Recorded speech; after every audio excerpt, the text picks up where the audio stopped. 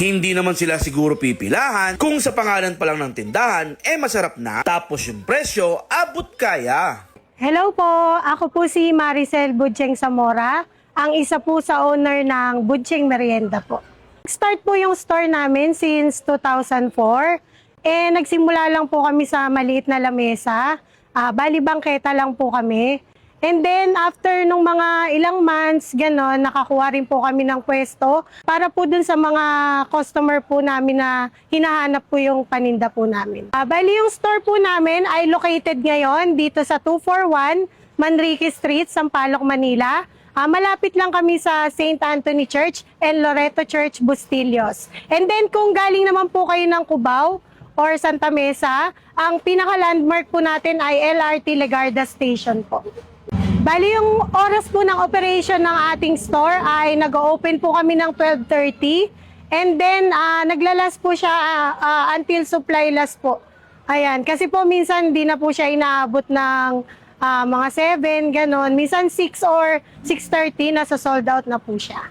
Sa mga hindi pa po nakaka-visit po dito po sa amin, punta lang po kayo dito para po matry nyo rin po yung mga produkto po namin. And then thank you din po sa mga lahat po ng mga suki po namin na walang sawa pong bumibili at nagtsatsaga po sa pila, sumusuporta po sa amin sa araw-araw. And thank you po sa inyo lahat. Maraming salamat po. So yun na nga mga idol, dinayo na nga natin yung mahabang pila. Kala mo nga pilahan ng bigas dito sa Manrique Street. Beside lang siya ng St. Anthony Shrine, Barangay 415, Sampaloc, Manila. Ito nga yung Budjeng Meriendahan, ang sarap. Kita nyo naman sa likod natin mga idol kung gaano siya pilahan, kung talagang hindi masarap, no? So ano pang hinintay nyo? Try na natin to. Ito yung 40 pesos nila na carbonara, yan, no? So try natin.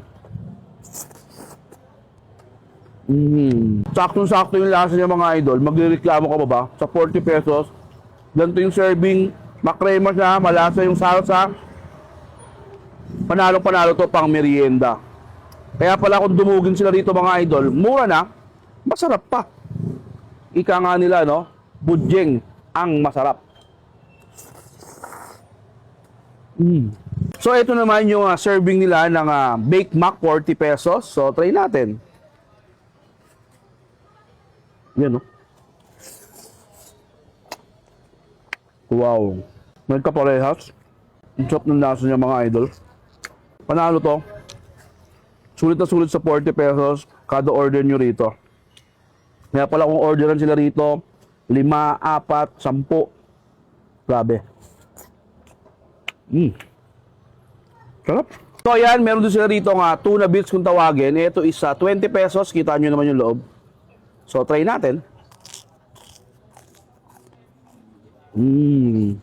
Yung tuna, mayroong kasamang cheese sa loob. Tapos, saktong-sakto lang din yung palaman niya. Budget friendly, 20 pesos. Talagang matutuwa na kayo rito mga idol. So, meron din sila rito nga napakaganda sa mata. Parang laruan. Ito nga yung dessert nila, yung crema di fruta kung tawagin, no?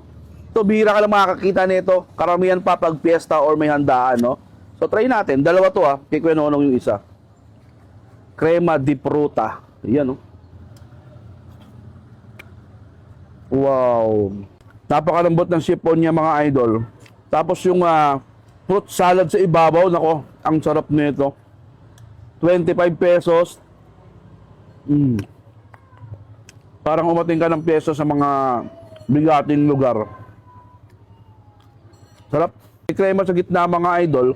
Kung titignan nyo. Tapos, fruit salad na sa ibabaw. Ano yung drink?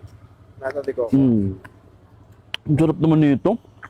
Ang lata naman ubus mo na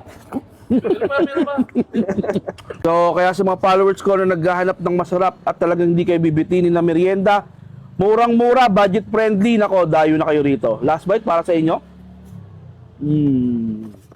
Yun lang. Pilis na. Bye-bye.